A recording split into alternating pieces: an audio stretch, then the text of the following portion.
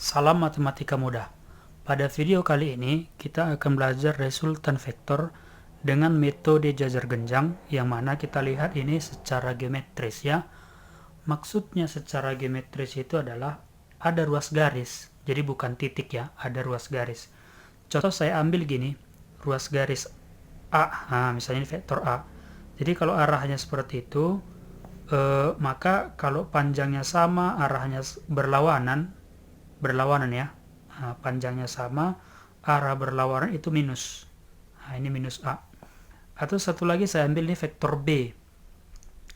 Vektor B, sekali lagi kalau arahnya berlawanan tetapi panjangnya sama, itu minus. Nah, minus dari B dalam hal ini. Maka prinsip dalam penjumlahan atau resultan dua vektor secara jajar genjang, prinsip, nah, ya kan, itu adalah vektor itu mesti sepangkal. Nah, sepangkal maksudnya pangkal kedua vektor itu berimpit. Kemudian seujung. Nah, artinya juga ujung dua vektor itu pun berimpit. Jadi itu prinsip resultan dengan metode jajar genjang. Mesti sepangkal dan seujung. Jadi vektor atau ruas garis itu kan ujung kurang pangkal. Ujung kurang pangkal artinya mau siapapun ujungnya, siapapun pangkalnya, dimanapun dia, asal sama gitu. Artinya vektor itu digeser-geser boleh. Misalnya saya ambil vektor A-nya tadi gini, saya geser ke sini vektor A, sehingga seperti ini. Anggap panjangnya sama, nah gitu. Ini adalah vektor A. Dengan vektor B harus sepangkal. Selama dia panjangnya segini, arahnya juga segitu. Mau dimanapun posisi itu tetap vektor B. Contoh saya buat di sini. Nah, itu juga vektor B. Intinya selama panjangnya sama, arahnya sama, letak tidak masalah. Nah, gitu. Itu vektor B. Jajar genjang ya. Maka saya geser vektor A-nya jadi di sini juga nih. Nah, selama panjangnya sama, arahnya sama, itu vektor yang sama juga. Artinya ini pun vektor A. B-nya juga demikian. Nah, ini pun adalah sebagai vektor B. Maka ini sudah. Nah, jadi di sini dia sepangkal, di sini dia seujung, maka inilah yang merupakan resultan dari vektor A dan B. Nah, garis merah ini ya, inilah resultan dari vektor A dan B. Nah, yang pertama nanti yang mungkin kita cari adalah berapa panjang resultan ini. Nah, ruas garis yang merah ini berapa panjangnya. Setiap vektor ketemu di pangkal atau sepangkal, sudutnya di sana. Jadi sudut dibentuk itu vektor itu harus di pertemuan pangkal. Sedangkan sifat jajar genjang, maka sudutnya ini pasti 180 kurang theta. Artinya ini namanya sudut yang saling jumlahnya 180. Begitu ya. Nah, kalau saya ambil dari aturan cos, nah ini ya, saya ambil dari aturan kosinus pada segitiga sembarang ini ya, kan yang di hadapan kuadrat, maka saya tulis R kuadrat, ini panjang ya, sama dengan jumlah kuadrat yang mengapit. Nah, jadi saya ambil yang ini, berarti di hadapan dari sudut yang ini ya. Jadi yang di hadapan kuadrat sama dengan jumlah kuadrat yang mengapit.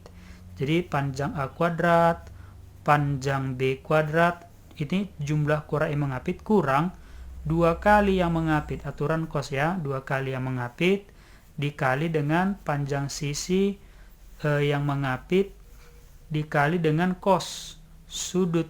Dalam hal ini sudutnya adalah 180 kurang theta. Nah, kita tahu bahwa kalau ada cos 180 dikurang theta, maka ini kan jadi min cos theta karena kuadran kedua kan seperti itu ya. Maka ini jadi tambah, sehingga saya perolehlah di sini resultan itu tadi adalah panjang vektor A dan B gitu. Kalau dihilangkan kuadrat, maka di kanan ini jadi akar dari, kan seperti itu ya. Berarti panjang masing-masing, jadi panjang A kuadrat, panjang B kuadrat, nah gitu.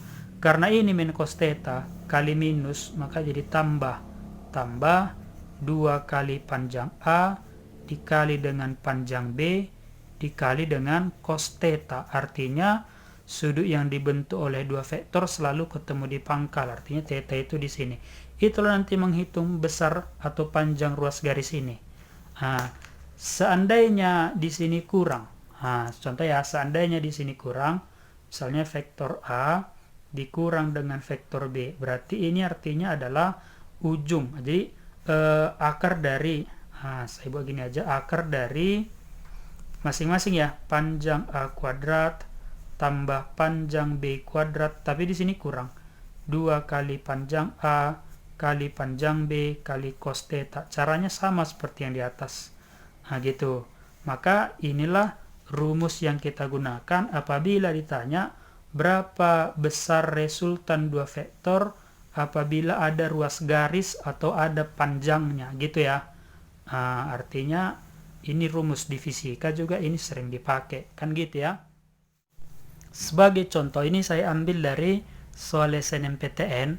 Jadi dulu sebelum SBMPTN namanya SNMPTN. Nah, sebagai contoh ini, diketahui panjang A adalah 4, panjang B-nya 5, sudut antara vektor AB adalah 120, maka tentukan 2 kali A ditambah 3 kali B. Tentukan besarnya ataupun panjangnya. Contoh saya ambil gini ya, secara gambarnya gini. Contoh ini vektor A. Maka 2 kali A itu seperti ini. Nah, ini 2 kali A. Kemudian sehingga ini semualah vektor 2 kali A. Kemudian 3 kali B. Contoh saya ambil ini B. Kemudian ini juga B. Kemudian ini juga B. Nah, maka ini semualah 3 kali B. Atau ini B, ini B, ini B. Maka inilah 3 kali vektor B. Sehingga panjang 2A itu kan panjangnya 8. Panjang 3B itu kan panjangnya 15. Nah, kalau secara jajar genjang, ini kan inilah panjang 2A itu, yang inilah panjang 3B. Nah, kan gitu. Maka resultannya itu adalah yang ini. Walaupun secara gambar kita di sini ada kesalahan karena sudut 120 kan nggak mungkin segini ya. Nah, tapi nggak apa-apa. Jadi panjang yang inilah yang mau kita hitung itu. 2 kali A tambah 3 kali B. Jadi kita mau hitung berapa panjang ruas garis hasil resultannya itu, kan gitu ya. Nah, rumusnya tadi adalah panjang masing-masing kan, sehingga ini panjang dari 2A ditambah dengan 3B sama dengan akar dari, tadi kan rumusnya panjang masing-masing dikuadratkan, berarti 8 kuadrat. Kan gitu. Tambah panjang masing-masing kuadratkan, berarti 15 kuadrat 225. Ditambah, kan gitu ya. Tambah 2 kali panjang masing-masing, 2 kali 8. Panjang masing-masing kali 15. Dikali dengan cos. Cos 180. Jadi 120 itu, saya ambillah itu cos 180 dikurang dengan 60. Itulah cos 120. Sehingga saya peroleh kan kalau ada cos 180 kurang alfa tadi, ini adalah min cos alfa, kan seperti itu ya. Maka saya perolehlah ini hasilnya jadi akar dari, kan gitu ya, 64 ditambah dengan 225, berarti ini jadi 2 kali 8 kali 15. Cos 160 itu jadi min cos 60. Cos 60 itu setengah. Dari mana setengah? Ada segitiga, ini 2 sama sisi, kemudian ini tegak lurus, ini 60. Ini 1, ini 1. Cos samping per miring.